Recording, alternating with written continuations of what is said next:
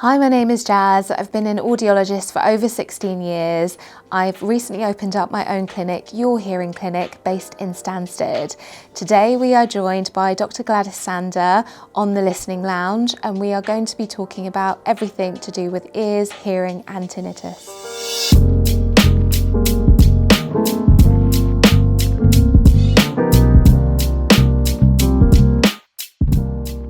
Dr Gladys Sander, thank you so much for being here today.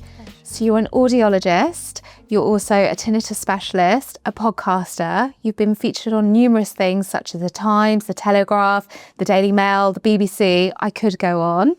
But what made you specialise in tinnitus specifically? Thank you so much for having me. I'm so excited for this conversation. Let's start with audiology first, maybe. So I got really interested in sign language, and it was around the time that I was looking for a degree to do at university, and I knew that I wanted to get into the medical field, but I guess I didn't want to do medicine. I thought it would take too long and I don't like blood. Two things. And then I found out about audiology and I thought, okay, I can do earwax. That's fine. Don't want to do blood, but I can do wax. And then when I got into it, loved it. But then I've always really been interested in psychology, the psychology of things. And I found out about tinnitus and how that impacted people. And then when I started working, I realised nobody wanted to see people that had tinnitus. You know, it was too difficult or too stressful. And I've got that personality where I want to do the hard things. And I want to see the people that no one wants to see, and I really want to help them. And that's how I got into tinnitus. It was just the perfect mix of audiology, biology, psychology. Okay. And for those who don't know, what is tinnitus? Tinnitus is the perception of hearing a sound that's not coming from an external source. So you may hear it in your ears, you may hear it in one ear, you may hear it in your head. And for many people, it can be debilitating. But for majority of people, it's something that they are able to filter out. But yes, 1 in 7 of us have it, including myself. And yeah, it's misunderstood, and it can be really problematic for people on a daily basis. So you mentioned that you also have tinnitus. When did it begin for you, and has that been something that you've altered the way that when you see your clients, how you help them? Definitely. I always say I almost joke that I would catch it off my patients because I talk about it so much, and I see a lot of patients with tinnitus, but I could never imagine what it would have been like until I got it myself. So this was the 16th of March 2020. Oh wow, to the day you remember. Can't forget. Okay. I woke up and I felt really unwell. I had a really bad head cold. I just felt so sick, like I'd never before. And I went into work at the time, and it was around the time that we started hearing about the pandemic, well, not pandemic, but COVID itself.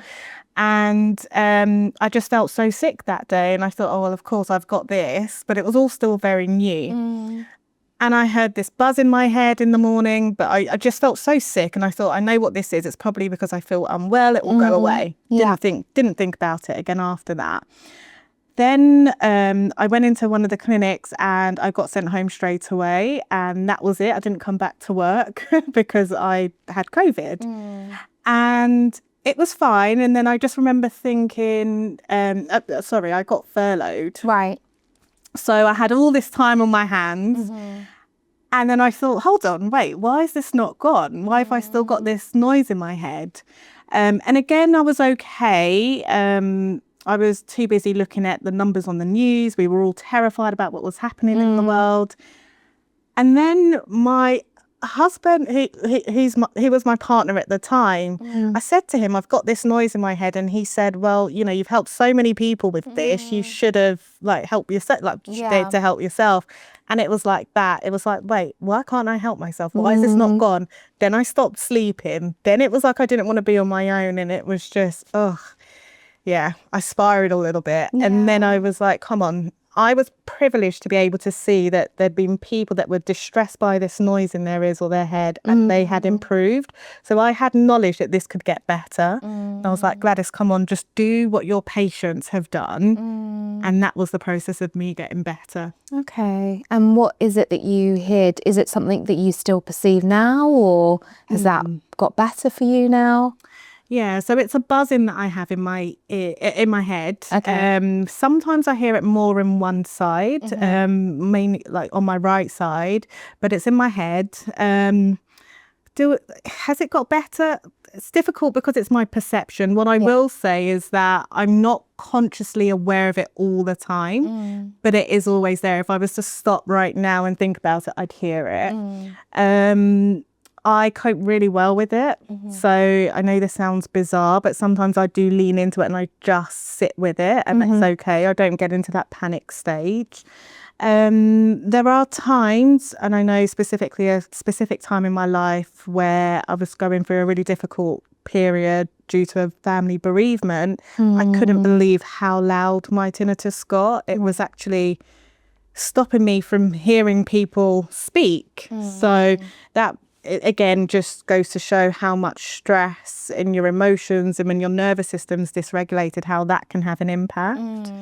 But yeah, on a day-to-day basis, I'm able to kind of push it into the background and not be consciously aware of the buzz. And when we look at tinnitus, there are certain things that we can look back and say, actually, this is what made me start perceiving it. Like you mentioned that you were unwell. Is there always a reason for having tinnitus? Can we always relate it to something? You know, a lot of people will say that there was an event that triggered it, or there was an event that they can ascertain it to. Some people aren't able to say that. And some people say, well, maybe I've had this all my life. You know, and maybe it was just having a conversation with somebody and mentioning tinnitus, and that's brought their awareness to it. But a lot of people can attribute it to something. Some people wake up and they, you know, just one day they've woken up and they've heard this buzz in their head. I think the problem is a lot of people aren't sure of what can cause tinnitus. Some people aren't aware that, you know, things like, you know, being under a lot of stress because you're menopausal, for example, or a lot of work-related stress like I was, you know, they don't know that that can be a factor into why this is triggered, or you're now suddenly aware of it. Hearing loss is another one. You know, it can be so gradual for people to get age-related hearing loss that they don't realise that they've got this, and that can also be a trigger for why they're now aware of this noise. Okay.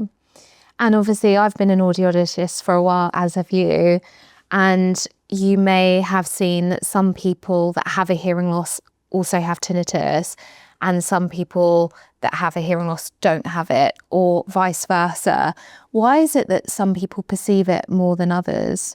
Yeah, great question. So 90% of people with tinnitus have some form of hearing loss. That would be detectable on a hearing test, or on an audiogram, as we call it.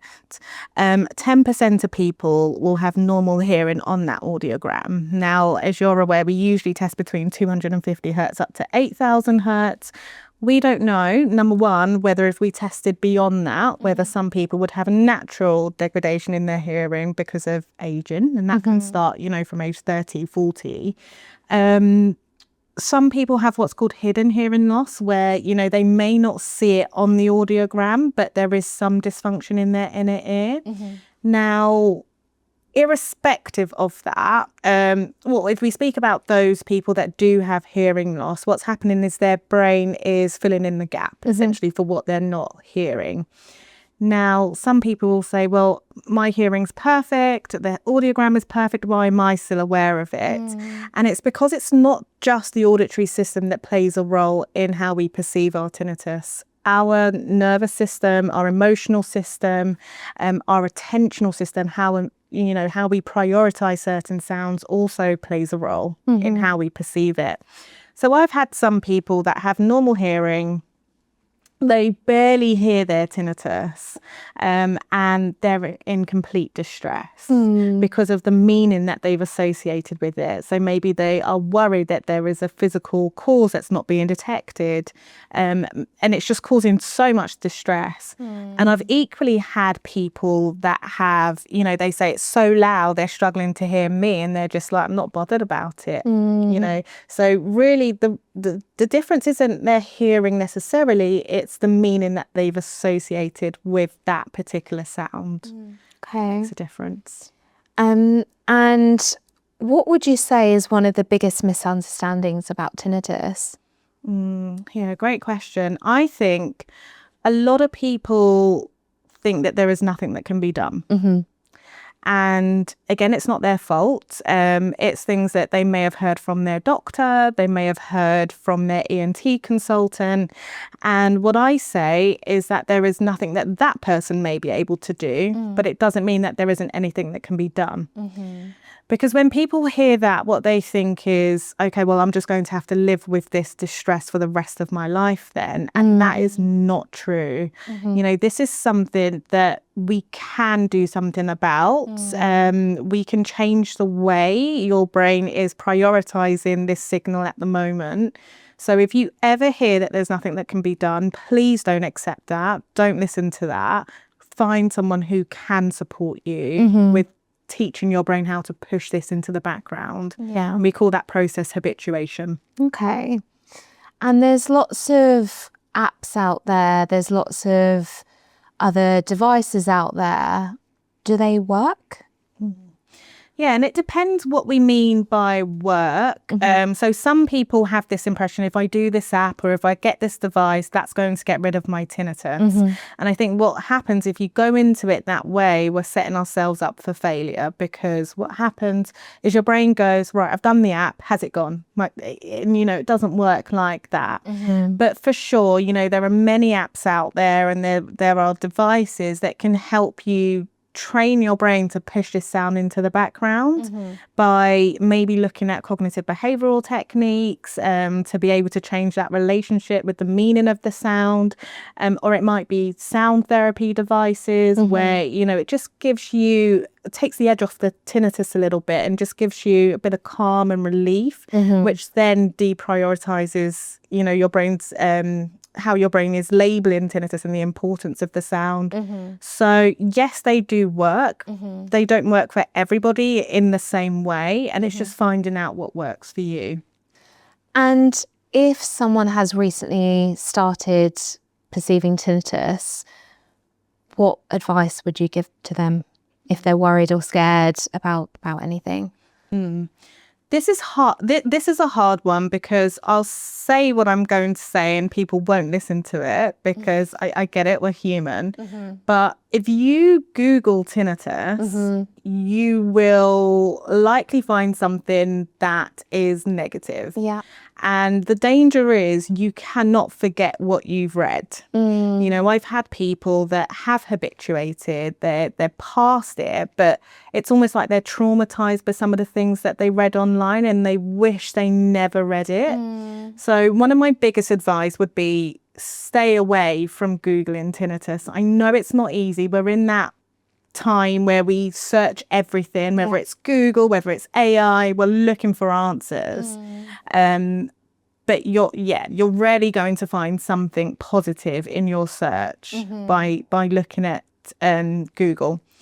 What I would do is start looking for someone who is going to be able to support you and give you accurate education to be able to help you move forward. By having tinnitus yourself, has there been anything that surprised you by having it?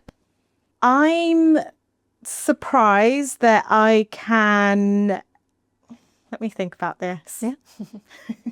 There are times where, I know that I have habituated. I know that I've got to a place where my tinnitus doesn't cause me any panic or distress.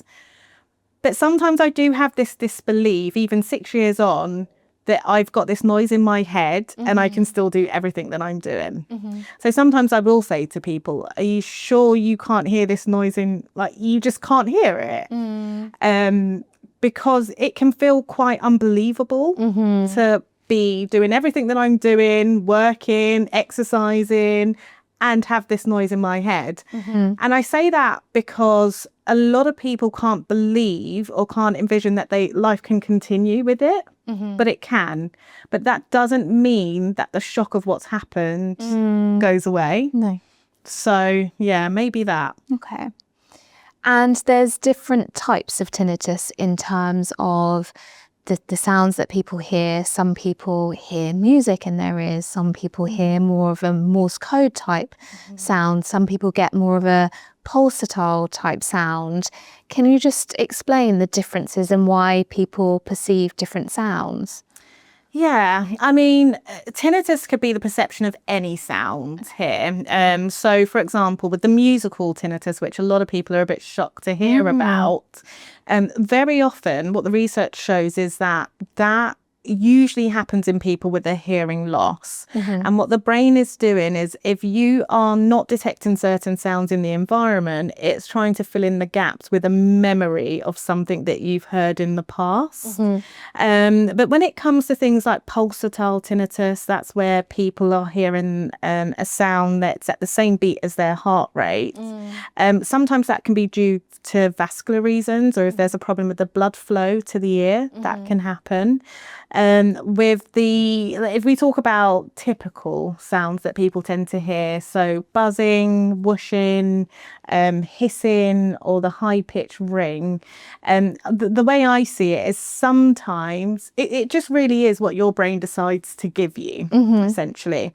What I would describe as a buzz, what I hear is quite high-pitched, and some people might describe that as a high-pitch ring, for example. It's so difficult to know what you would describe. It's like color, you know. So I always say to people, unless it's pulsatile, unless it's that Morse code or a clicking, when it comes to what your tinnitus sounds like, a buzz or a high-pitched ring, try not to get too fixated on what it sounds like. The possibility of habituating is still possible for you. So don't give it that power by saying, okay, this is what my tinnitus sounds like. And is there anything where you'd urge someone that has started to perceive their tinnitus to say, actually, this is something we would want to get checked out sooner rather than later?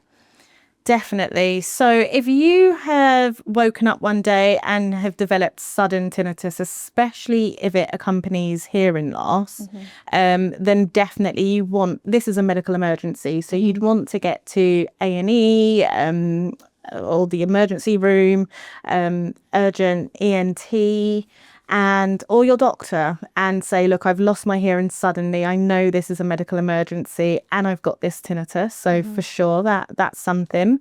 If you have tinnitus in just one ear, that's another indication that there could be a medical cause for this.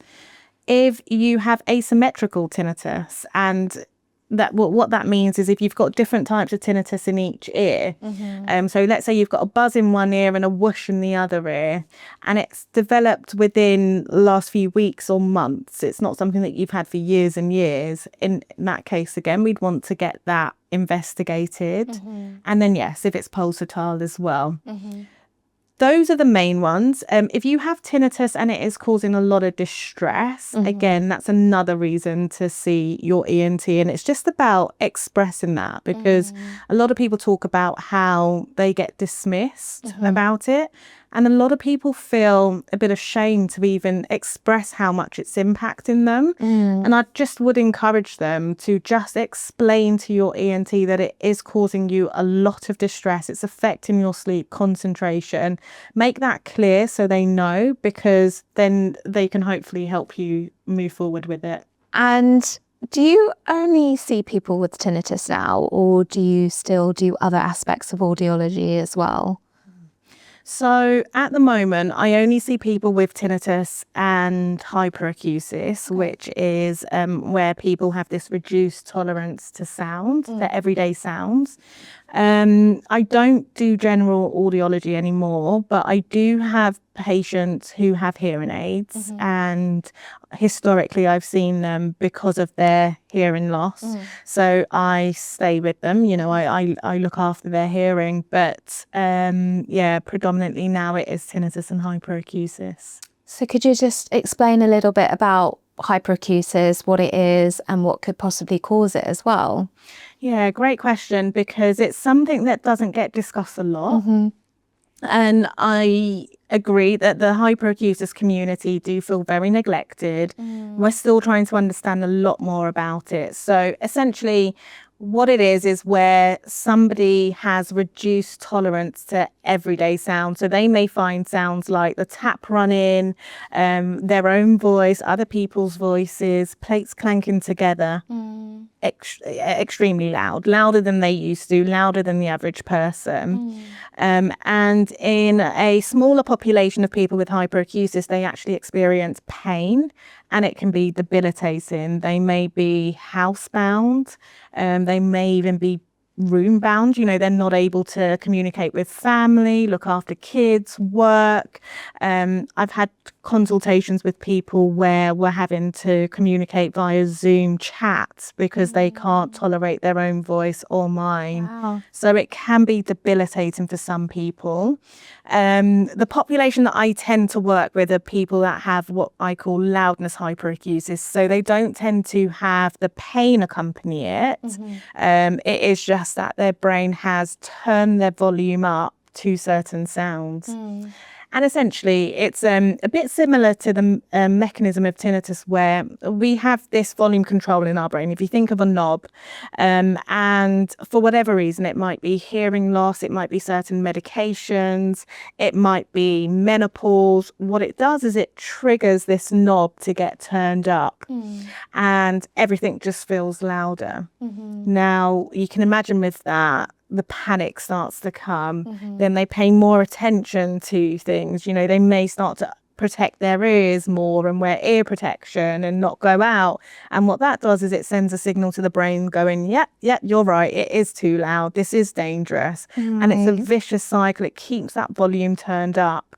So my role is to help that patient turn that volume back down, to regulate the nervous system so that they can start tolerating sounds again. So would you say for people out there that may be suffering from hyperacusis, that if they are avoiding those situations, is that making their hyperacusis worse?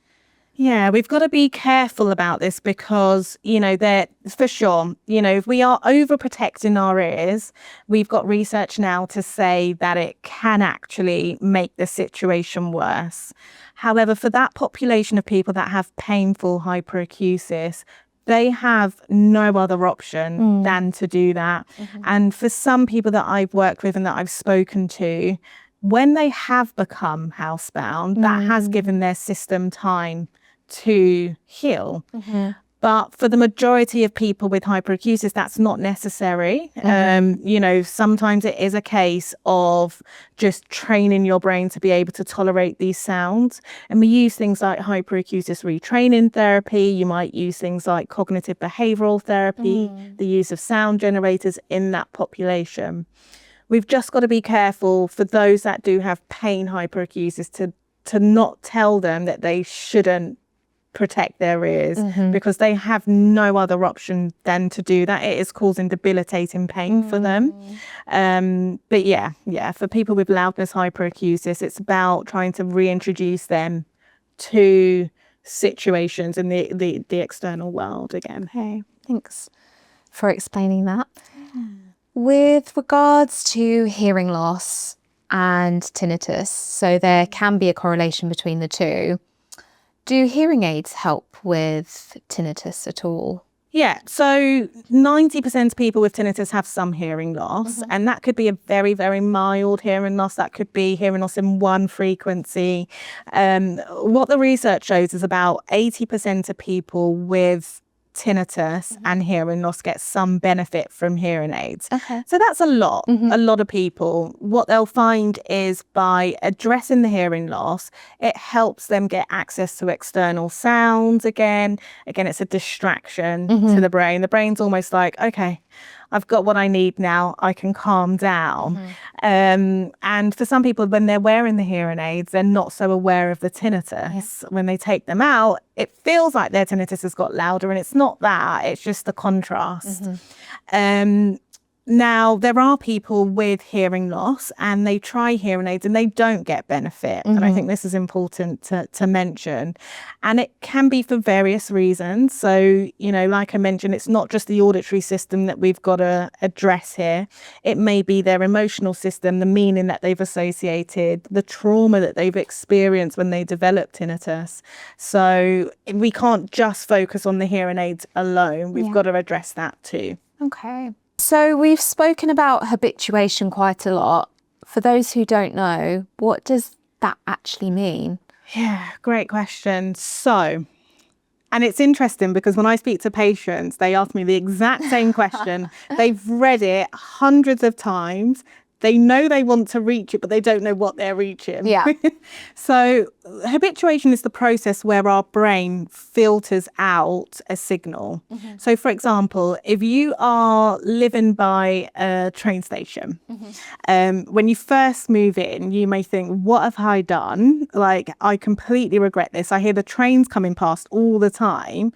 2 weeks later, you don't notice it anymore, but you've got a friend come round for dinner and they're like, how do you live here? And you realise, actually, I've not heard the trains since, you know, for the last couple of weeks or so.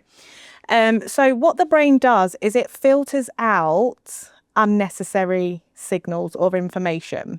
So, for example, if everybody in this conversation was to just now pay attention to their foot on the floor, for example, you might notice that it feels a bit warm or cold. You might feel the connection to the ground. You may feel a bit of a tingle. But for the last half an hour, for example, you've not been focusing on that sensation because our brain can't be focusing on every single signal. We'd never be able to work, concentrate, look after family. So it will filter out what's not important. Now, we pay attention to things that we fear. And this is a good thing because if there was a fire, for example, we would suddenly stop talking and we'd be focusing on how to get out of here. And this is what the brain is trying to do. It's trying to protect us. But what happens when we develop something like tinnitus is our brain goes, there's a threat here. I've got to pay attention to this. And it latches onto it. And then we think, oh gosh, I've got to deal with it. I've got to see a doctor. I've got to get a scan, etc., etc. And it's unable to filter that sound out. So what habituation is teaching your brain to say, right, this isn't a threat anymore. Let's filter it out and push it into the background. Why is it that the brain, do you think, labels tinnitus as a threat? Yeah, it's a great question that, you know, for some people it is something they've not heard before. They've not realised that they've heard it, for example. When you think about tinnitus and hearing a sound in your head all the time, and I've got to be careful, but sometimes people associate these sounds with memories that they've heard before or stories that they've heard. And one thing that I think of is that it was a way to torture people in the past, right? If you just play a really high-pitched sound. So a lot of people think, oh my gosh, this is torturing me. Oh, I see. I've seen that on Celebrity SAS when they do that. Exactly. Okay. So then they're thinking this is torture, you know. The same way I've had, and believe it or not, I've had somebody say to me, I've got this noise in my head and it's the universe speaking to me. This is energy. And she thinks I'm mad for helping people habituate. She says, this is the universe speaking to me. Why would you want to get rid of this? And she runs silent retreats. She's got tinnitus in her head all the time, but her meaning to it, it's completely not a threat. If anything, it's a superpower for her. And it doesn't cause any distress. It doesn't affect her. But it just goes to show, depending on what meaning you've associated with it, how you react to it. Now, you're not going to like your tinnitus. You don't have to like your tinnitus. We just can't afford to hate it. We've got to treat it as something that's really boring, neutral, non-threatening, and that's when your brain goes, okay, into the background. Can everyone habituate to their tinnitus? Yeah, that's a great question. And I think, there'll be people that say yes and there'll be people that say no. Okay. I do believe that everybody has got the potential to habituate. Now, actually, we should talk about habituation a little bit more here. So with habituation, there are some people who hear their tinnitus, but it doesn't bother them. So like me, for example, I know it's there. I know it's always there. And if I was to go and pay attention to it, I'll hear it. But it doesn't cause any distress. That is still habituation. I'm not constantly aware of it because my brain is saying this isn't important. There are some people where they no longer hear it. They will look for it and they'll say, no, it's definitely gone. So again, their brain has filtered it out. Now, everybody wants to be in that phase. What I say is we still don't fully understand why some people get to a stage where it's just silent. They don't hear it, but it is possible for some. Now, if you are trying to focus on that phase all the time, if you're thinking, I need to get to the phase where it's silent, what happens is you wake up in the morning and you go, is it still there? Is it still there? Is it still there? And you're actually training your brain to look for it. So I always say that it's impossible to really get to that phase if your brain is still treating it like a threat. So let's start with phase one. Let's start with the phase of let's change our relationship with the signal first. So if I do hear it, I'm not distressed. That's still habituation. So let's work on that. Okay. Why do you think there's a stigma attached to hearing aids, hearing loss? Why do people still have that negative thought on hearing aids? Yeah, I think, a lot of people may have heard of their grandparents or elderly neighbours with hearing aids, and they may have been told they don't work. They may have heard them whistling. They may have seen these beige bananas, as we call them, and they've got that image of hearing aids, and they worry that that's something that they're going to have. The other thing is a lot of people associate it with aging. And they may think, okay, well, I'm too young for this, or I can't believe this. Some people feel that they're going to be perceived differently if they wear hearing aids. And I think that's it. We've done a lot, and the manufacturers have done a lot to try and make them smaller. They connect up to Bluetooth now, so they can double up as like AirPods, for example. They've got chargers. The feedback managers are so much more advanced than they used to. So no hearing aids should ever be whistling. And yeah, I think that's it. We've got a long way to go to try and reach the optical world, but we're getting there. But on that question, and actually relating it to tinnitus, sometimes we see a different thing, because a lot of people might read, oh, I've heard hearing aids has helped someone, I want them. Right. They will do anything. If this could help solve it, they want them. And that's the danger, because they're looking for a fix. And if it means wearing these hearing aids and they're going to solve my tinnitus, I'll do it. So we don't see that stigma so much. Okay. But what we've got to be careful is that as audiologists, especially if you're not working with people with tinnitus, we think, oh my gosh, yeah, this is something I can give that person. But remember, that patient is putting all their hopes in that being the solution, and that might not be enough. Just something I picked up on there, you mentioned that manufacturers are doing all they can to make things smaller. Do you think somehow that's sending the wrong message, that they need to be smaller because we want them to be hidden? Do you think that might be contributing to the stigma, perhaps? I think so. But I think the way the world is going, I think we have to follow what the community want. It's like anything. We talk about aging gracefully, but people are still really focused on their skincare and, beauty treatments. And if you look at glasses, they are trying to make them more fashionable. So I don't think we can stick to what it used to be like. I think we've got to move with the times, and making them smaller but not sacrificing on the technology as such can be helpful. Okay. So you have recently written your own book, which is amazing. We've got it here. What inspired you to write this, and who is this book for? Yes, really exciting. 2 years it took me to write this book. And I nearly gave up so many times because it's a lot. It's a lot. But I had to do it because there's a lot of people getting misinformation online. People don't know where to turn. And sometimes when they look for resources like books, sometimes it is too medical. It's designed for healthcare professionals. There's language like habituation that they don't understand, you know. So it is written for the person who is living with tinnitus, especially if you've just developed tinnitus and you're waiting for an appointment, for example, and it's taken a long time, or you've seen a doctor and they've said there's nothing that can be done, and you're right to not believe that. So they've looked into the book. And what I've tried to do is actually give education, but also give some strategies and tools that they can use to help change that relationship with the sound that they're hearing. And then some encouragement on how to build what I call neuroplasticity, which is the brain's way of learning new things. So what we want to be able to teach the brain is how to learn that this isn't a threat, how to learn how to filter this sound. And before I forget, where can people buy the book? So at the moment, it's only available via Amazon, Okay. And that's globally.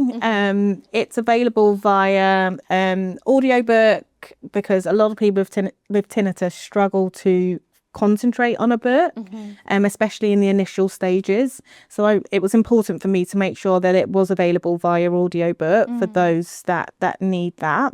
And it's also available via ebook on Kindle and of course paperback. Amazing. Well, as you can see, I've got my copy here. So do go and get the book.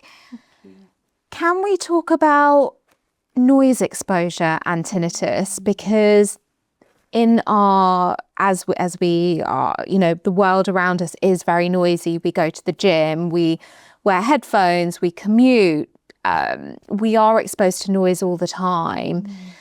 What advice would you give to people about exposing themselves to noise? I mean, I had a client the other day that came in that said that he goes to lots of gigs and concerts and gets the normal ringing afterwards, and obviously explaining to him that's not a normal sound we would expect after that. That's telling that he's exposing themselves to sounds that are too loud.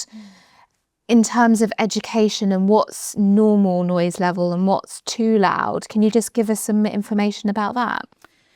Yes. So firstly, a lot of people do associate tinnitus with noise exposure. So the first thing to say is, yes, it's the most common cause for developing tinnitus, but it's not the only cause or correlation for that. Now, it's definitely not normal to come out of any event and get the ringing that you hear. It is a sign that you've overexposed yourself to too much noise. For a lot of people, what happens is they'll go to sleep, they'll wake up the next day and it's gone away. But there could be a day that no longer happens. So treat it as a warning that I've overexposed myself, and I would urge you to not do that again and possibly wear earplugs. What is too loud? And I think that's the important thing to know. And for everybody with tinnitus, I have a noise education lesson, because what can happen is when you get tinnitus, straight away, your number one priority is to make sure it doesn't get worse. So people then tend to fear noise. So they don't want to go to the gym anymore. They don't want to go to concerts. They don't want to socialize. And like I've mentioned before, that can start to make you withdraw. That tells your brain, yep, sound is dangerous. And they can develop things like hyperacusis because they've withdrawn from sound. Now, when we talk about what is too loud, we've got sort of noise exposure limits that we abide to in the UK, in the EU, in the States, for example. And we use something called the National Institute of Occupational Safety and Hearing, the NEOSH scale. Had to remember what that was. And they define safe levels as anything below 85 decibels. Now, for just context, speech tends to be around 65 decibels, 55, 65 decibels. So we can listen to this till kingdom come. There's not going to cause any damage to our hearing. When we get to 85 decibels, we then need to start considering, is this safe or not? And it's not a blanket 85 decibels isn't safe. We need to look at the exposure time that we are, the length of time we're being exposed to that level of sound. Now, it's interesting. 85 decibels tends to be about the same as machinery in a factory. That's okay to listen to for 8 hours a day before it starts to become dangerous. And then every 3 decibels you go up, you have to halve the time. So 88 decibels tends to be safe for 4 hours a day. And I always tell my patients, 88 decibels is like a blender.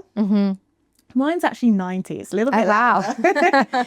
But when people get tinnitus, the first thing they think is, I've got to protect my ears. I've got to protect my ears. And they start avoiding sounds like the blender. So they'll put it on, they'll run out the kitchen, or they'll get somebody else to do it.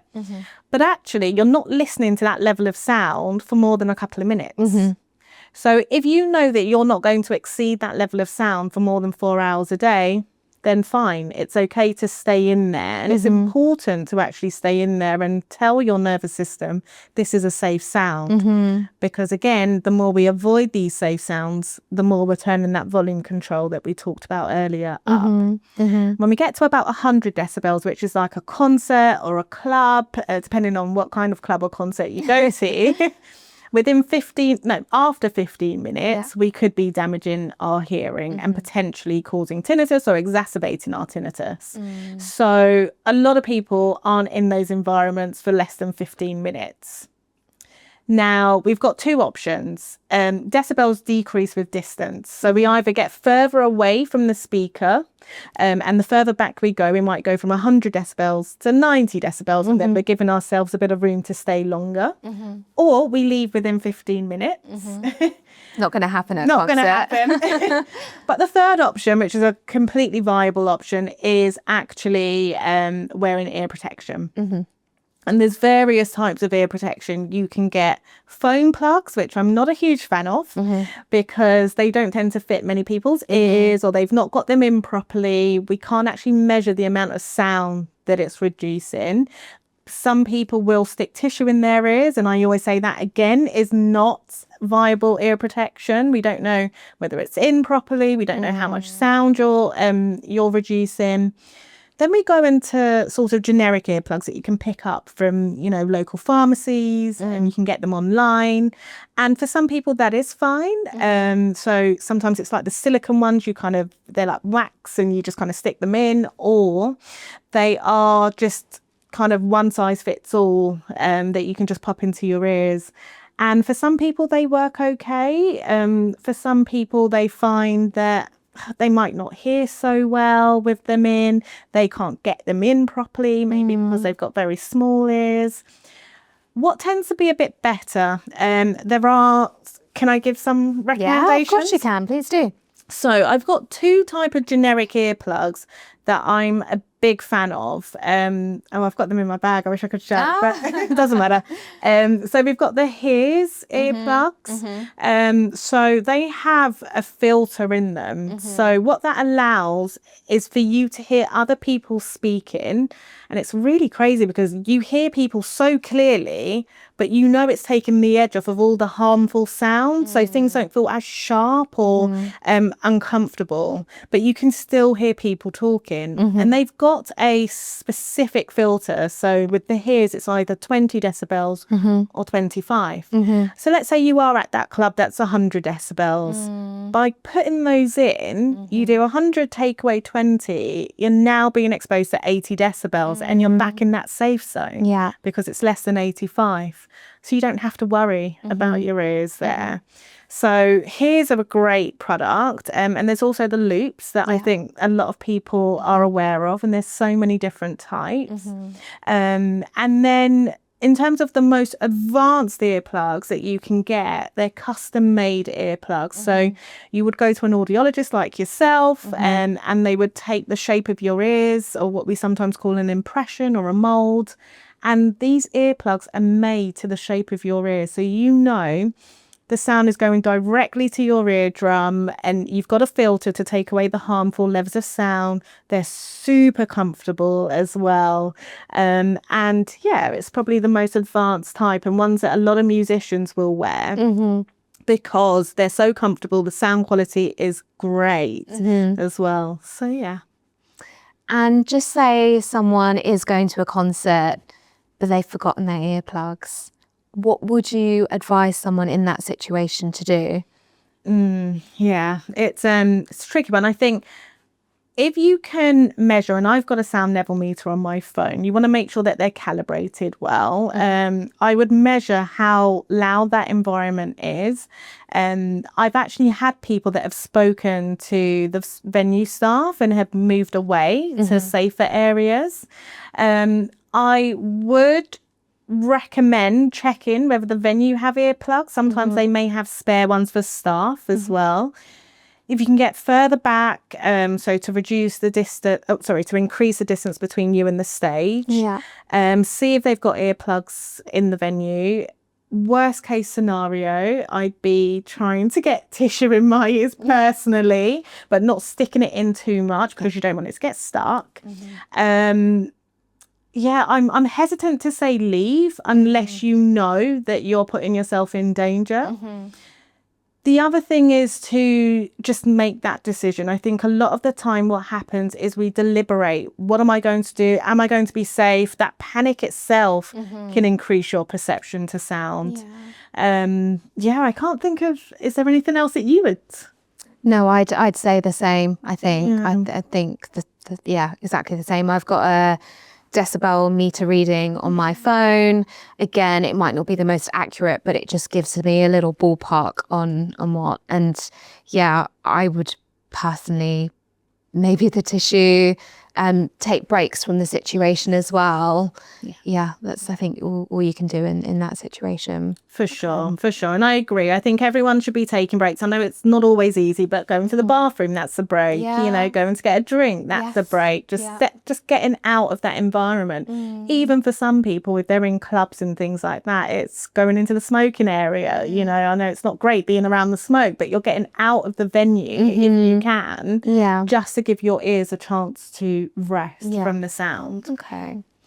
And why is it that this isn't common knowledge about noise exposure? Why is it that audiologists tell clients about this? Why isn't it always readily available in gigs and concerts to have a limit to the sound? Why do you think that is? Yeah, there's no excuse. I think it is because we don't have standard regulations in this country.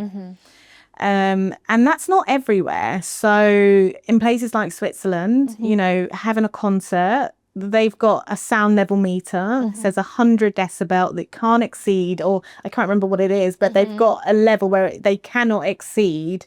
And if they do, they've got these officers that go round and you get fined. Everybody at the door is able to get earplugs. You know, again, it is your responsibility to put them in, but at least they're raising that awareness. You've got to protect your ears. In the UK, we just don't have guidelines. And recently with Tinnitus UK, we did go to the House of Lords. We have been campaigning to change that.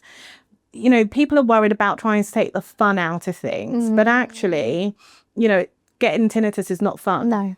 You know, and a lot of people, a lot of musicians, a lot of veterans, you know, a lot of people that have got it through noise will say, if I knew, I would have protected my ears. 100%. So prevention is better than cure, but we've got to start from a governmental level first, try and get those guidelines to help people know how to protect their ears. Just thinking of commuters, again, going back to being on the tube, commuting for however long, they've got their headphones on, and then after work they go to the gym and they go to a class and you've got music pumping. It's all these little things that, you know, add up towards the end of the day that could be damaging people's hearing. And, you know, it is actually quite concerning how often we're seeing people that are a lot younger coming in with noise-induced hearing loss, where they shouldn't be having any form of hearing loss, and it's caused by noise. So absolutely, yeah, we've definitely got a problem with noise pollution, especially in the Western world for sure. I think it's interesting you talk about commuting, because I know the TfL, they've had investigations. Some of these train lines are extremely noisy, extremely noisy. And I do think everybody should be wearing ear protection, especially during those bits where you just know, you know, there's parts of the Northern Line and Central Line, gosh, I try to avoid like the plague.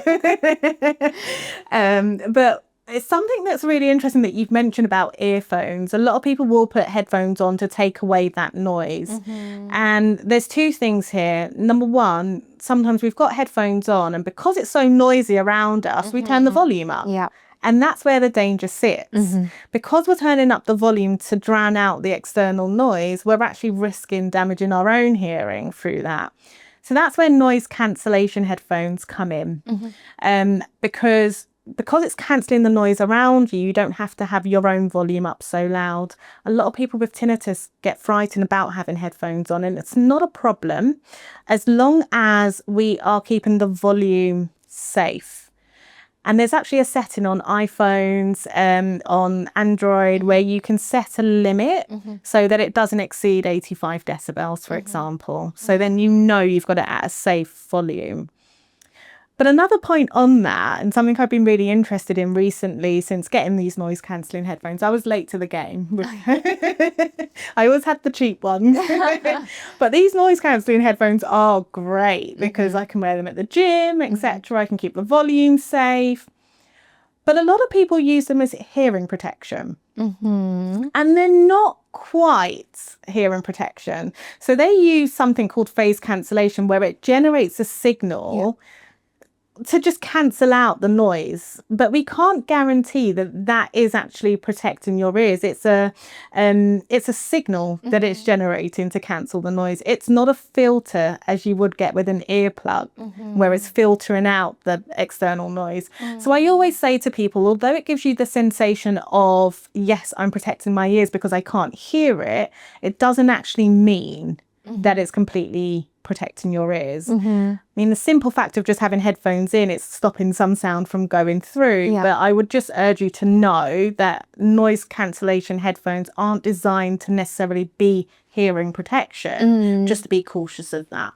And for people that do want to use headphones, we've obviously spoke about noise cancelling. Do you think that in the ears, on the ears, what tends to be better with regards to headphone usage, would you say? Yeah, do you know, and this is something that I can't quote research on. But when it comes to headphones, the further away it is from your eardrum, as I've mentioned, you know, decibels decrease with distance, you know, the safer it tends to be. So over the head earphones tend to be more recommended than in the ear headphones. That said, for me, it's the volume. You know, you can have a pair of over-the-ear headphones that are dangerous for you because the volume is too loud or you're being exposed to it for too long. I do like noise cancelling headphones, whether it's in the ear or over the ears.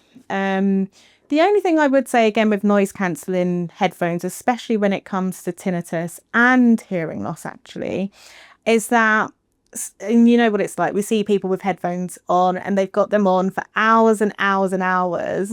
What you're actually doing is reducing your input of sound and environmental sound. So what we tend to find is that there are people who we're a bit worried about developing things like auditory processing disorder. They're finding it difficult to process speech in noisier situations because they spend so long blocking that noise out. They're training their brain to not hear in noisy situations. So again, the research is just emerging now around this. We've just got to be careful about how much we are using it. We don't have any definitive data to say you should only be using it for this amount of time, but just be cautious and mindful mindful. Absolutely. Especially people with tinnitus. It's a great way for them to be distracted. So they've got headphones in a lot because they're listening to audiobooks or podcasts or music. Just be mindful that you're not training your brain to have another issue. To try and solve the tinnitus. And for people that do commute and listen to music, I know you mentioned that there is a limiter, but if people don't have that activated, is there any advice that you would give in terms of the volume range, where to have it, so we kind of know that it's going to be at a safe level? Yeah, I think you'd have to think about your commute. How long am I on this commute? So let's say the average commute in the UK is an hour. So with an hour, we've got 94 decibels that we can be exposed to a day. So not having it above 90, I would say. I think that's the important thing, is that's for the whole day. So if you're using it for your commute, then you need to get back home as well. Exactly. Yeah. Exactly. I always find it safer to just have it on the 85 decibels. And you try 85 decibels, try that limit with noise cancellation versus, normal active headphone use. You will notice the difference. So if you can get noise cancelling headphones for it, brilliant. Yeah. There are other types of headphones, the ones that go behind the ear, over the ear, bone conduction headphones. What are your thoughts on those? Yeah, so we've talked about the ones in the ear, over the ear, the standard ones you see. You see a lot of people now wearing bone conduction headphones, or cyclists, for example. I'm a huge fan of them because they're great for keeping your ears open still. So if you are just kind of wearing headphones around the house and you don't want to just exclude environmental sound, they're great for that. A lot of people think they're safer just because they're not in your ears, and that's not necessarily the case. The sound is still traveling via bone conduction, which means it can still damage the ears if the sound is too loud. So it's still important to have the volume at a safe level. If you are using it when you are cycling so that you've got environmental sound, or when you're commuting, if you can't hear the music and you're turning the volume up, that's not the right one for you. I tend to recommend them on planes, for example. If people get really bothered by the engine noise on a flight, knowing that that is a safe volume, it's not loud, but it can be irritating and can irritate some people with tinnitus. Trying these bone conduction headphones can sometimes be a good way around it. So I often get asked, when people get little bouts of tinnitus throughout the day, what is that? And is that still tinnitus? Yes, it is still tinnitus. It's got a funny name. Okay. It's called an SBUT. Okay. For many people. So that stands for sudden bilateral, which means two ears or two sides, or unilateral, which means one side, transient tinnitus. So essentially, they've got a very short-lived bout of tinnitus, which doesn't usually last any more than 30 seconds to a minute. Sometimes it can be 5 seconds. And they might hear it in one ear. They may get it on both sides. And when I get it, for sure, it's like my ear goes deaf almost, like it completely blocks, or I get this fullness feeling. And then I get it. It's like a really high-pitched sound, and then it goes away. It is nothing to be concerned about, is the first thing I'm going to say. It is still tinnitus, but not chronic tinnitus, as we've discussed, or as we've been discussing. Now, the reason why some people get it, actually, firstly, one of the misconceptions is a lot of people get told that it's their hair cells dying. That is not true. That is absolutely not true. There's been some research to attribute it to something called the lateral pterygoid muscle, which is a muscle around the jaw and the head. And what can happen is, if that is quite tense, it can send a signal to your brain saying there's tension here. And some people find that they get this sensation. So sometimes just maybe doing a few jaw exercises or speaking to a physiotherapist can help to loosen that tension. People with tinnitus tend to notice it more frequently, but I do believe everybody gets it. It's very benign. It's nothing to be concerned about. But if you do clench your teeth, for example, or you grind your teeth, or you have been stress, you might notice that it's something that's happening more frequently. Okay. And going back to pulsatile tinnitus, is that something to be concerned with only if someone's getting it all the time, or is it worthwhile someone getting that checked if they're getting it intermittently or it comes and goes?